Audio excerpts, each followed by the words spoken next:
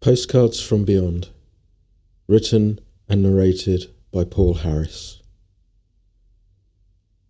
Harmlessness.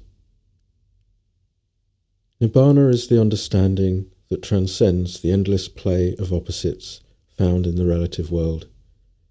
It's complete freedom from all neurotic preoccupations about where you, I, or anything else appears on the sliding scale between right and wrong, good and bad, or acceptable and unacceptable. With the comprehension of non-duality, all ignorant craving for life to be different is expunged forever. This means that the enlightened man or woman is free from having to live specifically by any ethical code. This is not to imply that they exist in some amoral vacuum, a law unto themselves. It is rather that their natural disposition is no longer being warped by greed, hatred, and delusion. The enlightened man or woman performs no unwholesome action of body, speech, or mind, and they are no longer a cause of suffering in the world. Their actions are spontaneous, blameless, and free, irrespective of how they may be perceived from the outside.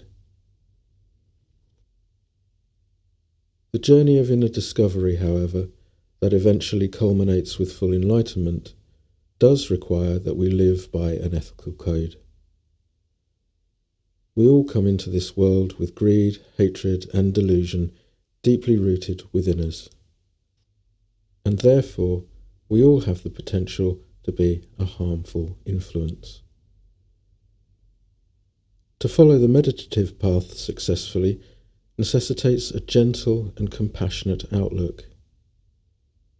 How can we be mindful and investigate life with insight if we are at the same time cruelly abusing and exploiting it? We need to have an open, caring, and guilt-free relationship with the world. Harming and cruelty are born of ignorance and selfishness, and consequently lead to an ever greater sense of separation and isolation, in stark contrast to the reality of non-duality. An intrinsic part of the Buddhist way of life is to live by the precepts. These are 5 guidelines that regulate one's personal behaviour and, as a result, help to ensure that we are as harmless as possible. The 5 are: I undertake the rule of training to refrain from killing or harming living creatures, taking that which is not given, sexual misconduct, wrong speech, intoxication and mind-altering drink and drugs. All beings value their life, and no one wishes to experience pain. At the heart of it, keeping precepts is the endeavour to treat all living beings, including oneself, in exactly the same way that we ourselves would like to be treated. The result of abiding by these injunctions is a guilt-free existence and a greater sense of being a part of a benevolent, friendly universe. There's less of a necessity to close off psychologically to protect ourselves from the rest of the world, because we experience less in the way of external conflict and we have few causes for regret. The training in ethics is natural and unforced. The precepts are not commandments as in thou shalt not. Rather, they are tools for training, guidelines to be adhered to because someone sees the benefit to them personally in doing so. In the last analysis, we are all free to behave as we wish. We are free to pick up a trumpet and make as much of a racket as we want. But someone who takes the time and trouble to learn the rules of music and how to play the instrument properly can then use it to create something of great beauty. Developing an ethical lifestyle is no different. When we look at the world around us, with all its war, crime, and economic catastrophe, we see a place in which people are struggling to learn the rules that govern life's ethical dimension. The intelligent student is therefore happy to forego their freedom to do what thou wilt whenever they feel like it. They have a far nobler vision of what true freedom is. Just as when we learn anything, we're bound to make mistakes. No one can keep all the precepts perfectly all the time. In fact, as a teacher, it's quite telling when a meditator tries to give you the impression that they do. If you're genuine in attempting to keep the precepts as best you can, then an occasional lapse is not an issue. Breaking precepts does not make you a bad person, any more than hitting a bum note on a trumpet does.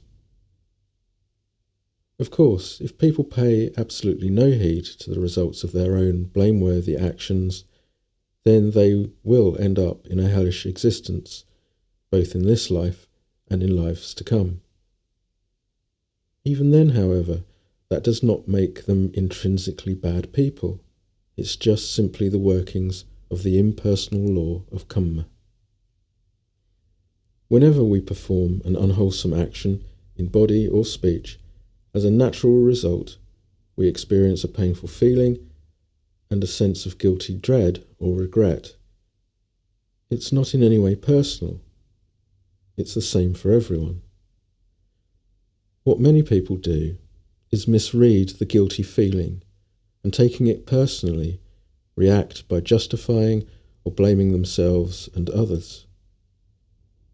If, rather than trying to avoid these inevitable resultants, you are willing to be mindful of them and to acknowledge the message that they are giving you, then you begin to develop a very keen emotional intelligence. Sure, you've made a mistake, but here's an opportunity to take a few moments to reflect wisely and learn from it. An aware student restrains any desire to justify or blame on account of those feelings and stays with them. An uncomfortable, guilty feeling does not arise from nowhere. There will have been an associated memory of what took place.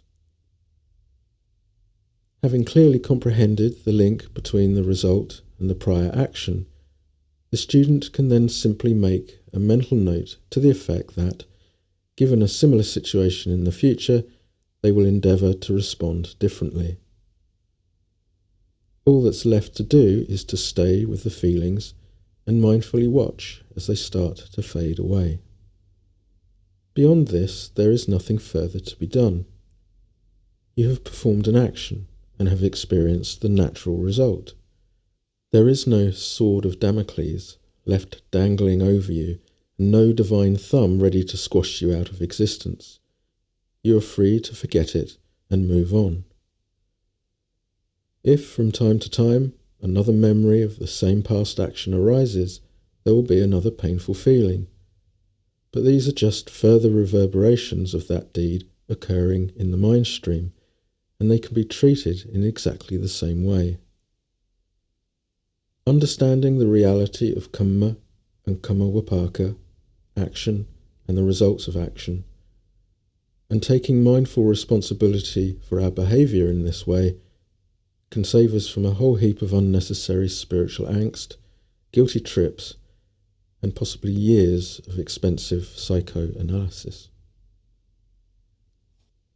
Developing an ethically mature and intelligent outlook is not easy. There are many difficulties that we face, and the potential to fall into what in Buddhism we call the woeful way is real and great. Fortunately, when we begin the training, the path is very wide indeed. As long as our external behaviour is not too extreme, we'll be fine. We need, however, to bear in mind that were we to go too close to the edge, then we risk falling into a deep and dark abyss from which it will take an awfully long time to emerge again. In that sense, keeping the precepts is a very real protection. As we continue to cultivate our ethics, mindfulness, and wisdom, the path naturally becomes narrower. Our awareness of what constitutes blameworthy behaviour becomes ever more subtle, and even relatively unassuming breakages in the precepts are found to leave a dark mark in the mind stream. This can occur to the point where no one else is even aware that something untoward has happened, and yet to us it's obvious, precisely because we can read the signs. We experience the same kind of painful feelings and sense of regret. So it's our own direct experience that narrows the path in terms of what we personally consider to be good and bad, or acceptable and unacceptable. It's not something enforced from without. When, inevitably, from time to time we are blamed, criticised, or judged by others, we know where they are right and where they are mistaken, and in either case, we find that we remain relatively unruffled. There's no way, by this stage in our development, that they could possibly know us better than we know ourselves. We find that when occasionally we do fall off the edge, it's not too bad at all. It's more like falling off a street curb, and it's easy to just step back onto the path. Taking responsibility in this way means that we can enjoy lives that are far more harmonious and peaceful. Additionally, we develop compassion and equanimity with regard to other people's misdemeanours and tend not to enter into the blame game because we know where they're coming from.